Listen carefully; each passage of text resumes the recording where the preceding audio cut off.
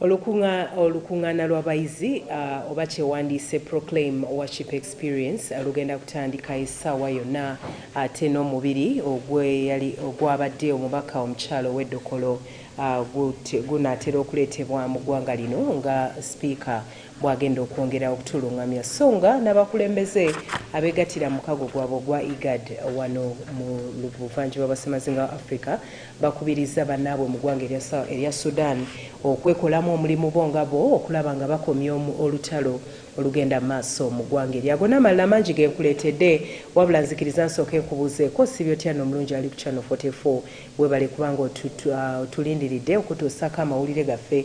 Ennaku z'omwezi ziri 19 omwezi guno ogwa Gatonnya omwaka gwa 2024.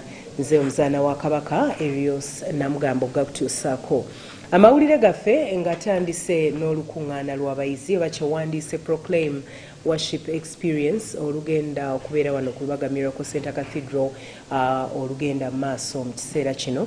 Olukungaana luno lunaatera okugibwako akawuwo era byonna ebyetaagisa okulaba nga lugenda maaso bigendera ddala maaso bikolebwako mu kanisa wansi wano awali ekitebe ekya Miracle Center Cathedral. Ebyo byolaba ku terefayina bye bimu ku ebyo bigenda maaso kati mu kanisa wansi okulaba ng'abaana bano beetegeka n'okutuusaako ekyo kyennyini ekisaanidde kyoyagala okulaba gwe wenna anaabeeraze okwetaba mu lukungaana luno oba mu kutendereza kuno okutegekeddwa abaana bano aba Proclaim aba olukungaana olumanyiddwa nga Proclaim Worship Experience. Bano no bamaze ebbanga nga beetegeka okulaba nga bakutuusaako ekyo ekisaanidde era nkakasa nga ogenda kufuna ekyo kyennyini kyobadde oyagala okulaba. Bazadde mwanguweeko n'abaana mbalabyeko wano nga bali mu kufuna kyakuzza eri omumwa ate olukungaana balutandike nga bali bulungi ddala. Amawulire gaffe amalala ge tulina nsonyiwako katono. Abakulembeze abeegattira mu mukago gwa IGAD wano abatudde wano mu ggwanga lyattu olunaku olwaleero bavuddeyo ne bakubiriza bannaabwe mu ggwanga erya Sudan okufuba okulaba nga beekolamu bo bennyini omulimu babeereko ensonga ze bamulungula okusobola okulaba ng'olutalo olugenda maaso mu ggwanga eryo lukomekerezebwa. Ensonga y'entalo zigenda maaso mu mawanga ga Africa okuli eya Sudan awamu ne mu ggwanga erya Ethiopia ne Somalia bye bibuutikidde ensinkano ya IGAD eyindidde maka g'obukulembeze bw'eggwanga Entebbe. Abakulembeze ab'enjawulo balaze nga entalo zino bwe zisobola okuggwa nga tewali buzibu wabula nga bayise mu kwogerezeganya. Ssentebe w'omukago guno ogwa IGAD nga ye pulezidenti wa Djibouti yeebazizza abakulembeze abeetabye mu nsinkano eno. Under a sense of urgency, as our region grapples with challenging times, be it the devastating conflict in our sister nation, Sudan, or the recent developments in relations with Somalia and Ethiopia, these challenges necessitate bold leadership, unwavering commitments, and a shared vision that transcends borders and ideologies. Ye abakyaza nga ye President wa Uganda Yoweri Kaguta Museveni alaze nga olutalo mu ggwanga erya Sudan bwe lwali terwetaagisa awamu n'olutalo mu ggwanga erya Ethiopia ne Somalia. You have got wars, everything, every small thing is war, everything war. This is ideological shallowness in our view. So therefore, in our discussion, we captured this, and we really think the parties involved must stop these unprincipled wars. We call these types of wars unprincipled wars. Onagamba nti entalo zino zisobola okuggwawo era zisobola okugonjoolwa. The principle of the sovereignty of countries of Africa and of the world, I believe, and the inviolability of the borders. So, but it is all in the communique. So, yes, ssentebe w'ekitongole ekya African Union nga bwe gutaba amawanga Africa gonna ategeeza abeetabi mu nsinkano eno nti entalo zino zibakwatako nga Ssemazinga wa Africa oba nga African Union era nti baakuzigonjoola. Aspect of unity territorial integrity and sovereignty of all member states is a sacrosanct principle of the Union. Another key principle is the commitment to the resolution of disputes through peaceful means and consensual arrangements between member states.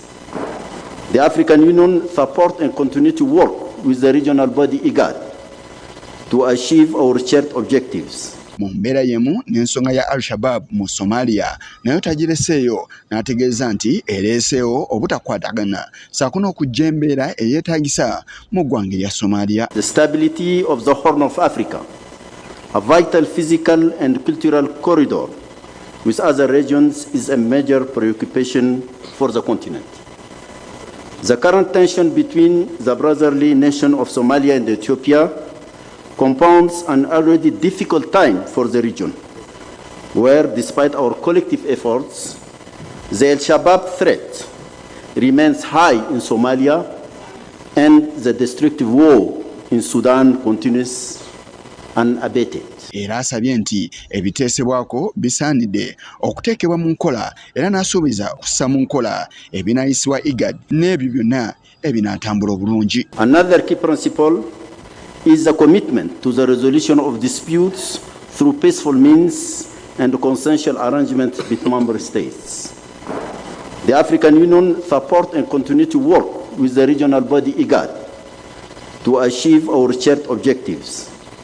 In this regard, I instructed my High Representative for the Horn to continue and reinforce our cooperation. Era asabye abakulembeze okutuula okugonjoola ebibatawaanya awamu n'obutabanguko obw'enjawulo. Ono ajjukiza amawanga ga Africa gakkiriziganya okugonjoola ensonga zaago nga bo Abafirika. Also supported the Jeddah process initiated by the United States and the Kingdom of Saudi Arabia, despite our deep conviction that African problems must be resolved in Africa by Africans themselves. With IGAD position itself, and rightly so, to play its full role for peace, we supported its action and continue to do so. Ye akiikidde Ssaabawandiisi wa United Nations General Assembly Antonio Guterres alaze nti ensonga z'e Sudan zisaanidde okumalibwawo Abasudaani bennyini era nti basobodde okwogeraganyamu n'abamu ku bo ne balaga nti ensonga zino beeteefuteefu okubeera nga zigonjoolwa. Bannamikago amalala okubadde n'amawanga agatali gamu balaze nti ensonga zino zisaanidde okuba nga zikwatibwa ezigenda maaso mu ggwanga lya Sudan, mu ggwanga lya Ethiopia ne Somalia n'amawanga amalala. Mu bano mubaddemu ekitongole ky'amawanga ga Bulaaya ekya European Union, eggwanga lya America, eggwanga lya Turkey, eggwanga lya Egypt n'amawanga amalala. Adhere to their obligations under international humanitarian law and respect for human rights, and allow unhindered humanitarian access to meet the emergency needs of civilians. It is time for them to take action consistent with their stated claims that they want to stop the fighting and meet the needs of the Sudanese people. Since the outbreak of the war, the Sudanese people have been subjected to immense suffering. I call on the leaders of these warring parties to take immediate action, solid steps to end this suffering by the signing and diligent implementation of a cessation of hostilities agreement, which can lead to a lasting peace in the country. Abakulembeze ab'enjawulo beetabye mu nsisinkano eno okubadde owa Kenya, owa Djibouti, owa Sudan, owa Egypt, owa Turkey n'amawanga amalala, era basomye ekiwandiiko ekivudde mu kukkiriziganya awamu n'ensinkano gye babaddemu ekibataba bonna awamu. The African Union Commission to revise the roadmap for the resolution of the conflict in the Republic of the Sudan that was adopted at the 14th ordinary session of the IGAD heads of state and government with clear timelines, and called upon the region and the international community to support IGAD efforts in facilitating the peace process. Concerned by the continued fighting in the Republic of the Sudan and the dire security and humanitarian situation occasioned by the war, reiterated its call for the parties to the conflict to commit to dialogue and negotiation, and in this regard expressed IGAD's continued readiness to offer its good offices to facilitate an all-inclusive peace process to end the conflict in close collaboration with all Sudanese stakeholders, the African Union, and regional and international actors. Yise Chigongo, Kurwa, Channel 44, Olweggulo.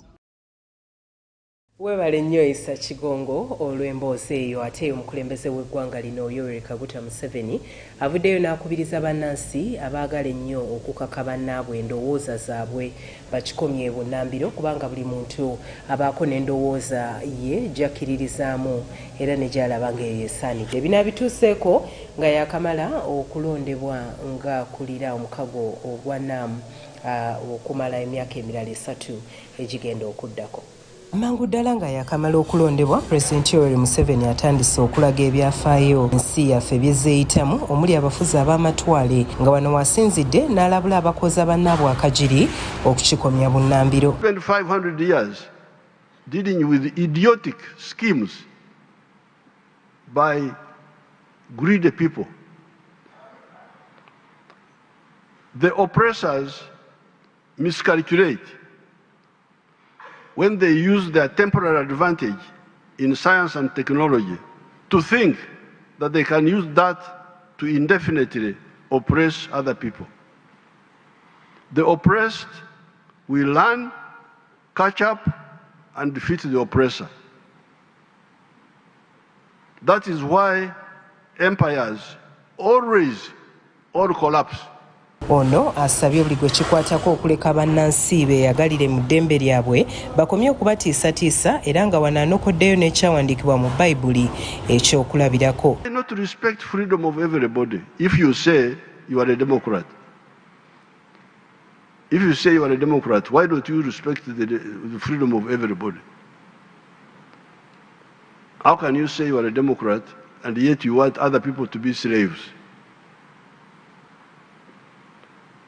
Why do you not seek influence?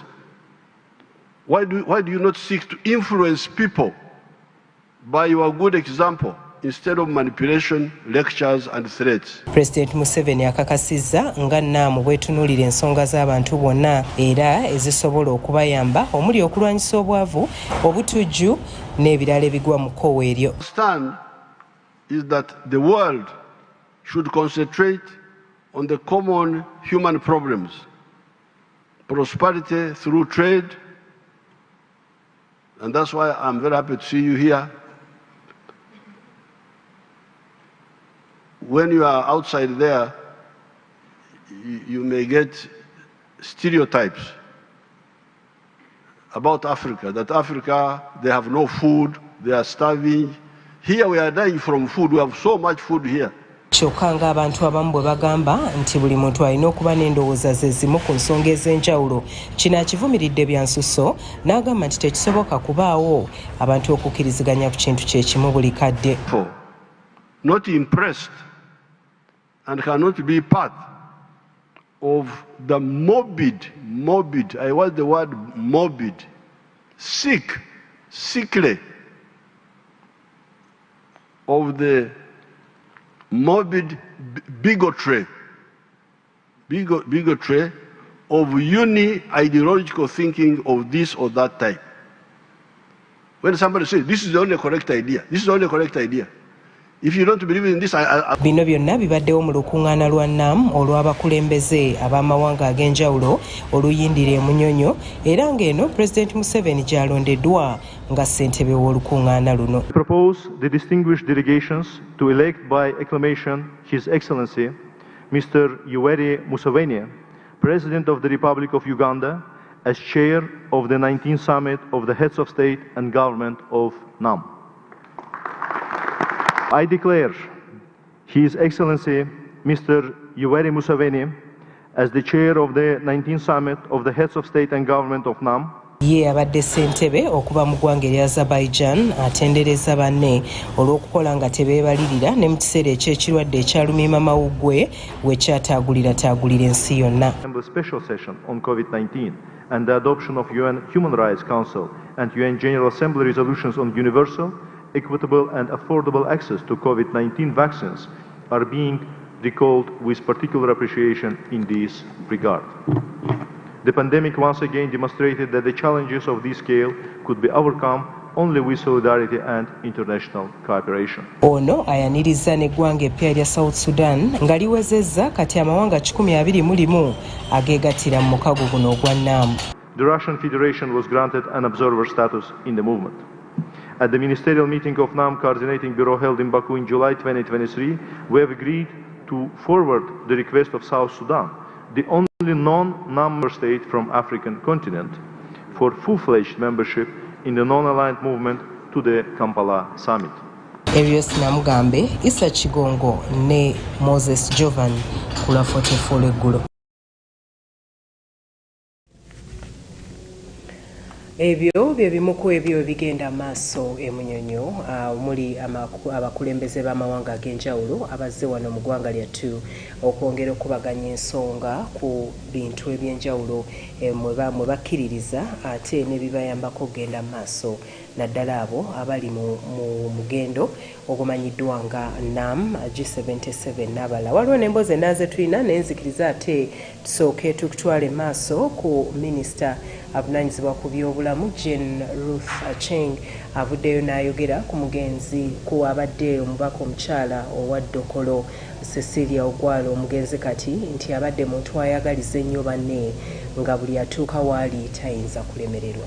Oluvannyuma lwa Sipiika wa Paalamenti olunaku lwa jjo okubika okufa kwa Honorable Cecilia Ogwal mu ggwanga lya India, abantu ab'enjawulo bakyajja mu maka g'omugenzi Ogwal wano e Bugoloobi. Cecilia's home, we have come to condone with the family.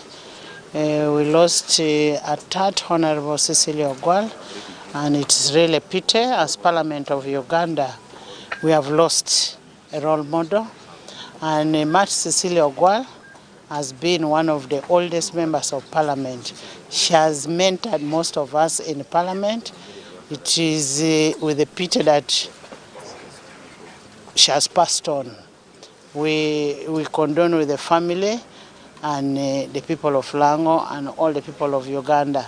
Some of us, the young ladies, joined the Parliament because we used to admire Honorable Cecilia Ogwal, the way she was articulate, the way she would discuss issues concerning this country. We have really lost a role model in this country. Minister avunaanyizibwa ku byobulamu Jane Ruth Acheng avuddeyo n'ayogera ku biki byajjukira ku mugenzi era ng'agamba nti Cecilia Ogwal yamuyitanga muwala we era nga yamuyigirako bingi nga omuwala akula naddala mu by'obukulembeze wamu n'ebigwa mu ttuluba eryo. Cecilia Ogwal was a mother to me. I called her mommy, she called me daughter. And I called her husband Papa, because she mentored me in all ways.